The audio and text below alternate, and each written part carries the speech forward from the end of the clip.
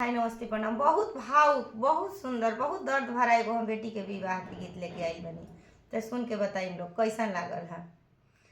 कथी के कही हो बेटी, कथी लागल साल, कथी मछियावा हो बेटी झारेलू लामी केस, कथी मछियावा हो बेटी झारेलू लामी केस, सोने गिरा कही होया मारू पे लागल से,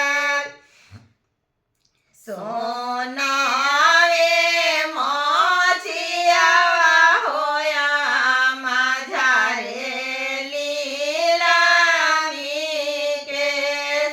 सोना वे मछियावा होया माझारे नीलामी के, जाता झारे केसिया हो बेटी तसा ढरे लोर, माई धिया के रोले हो बेटी गा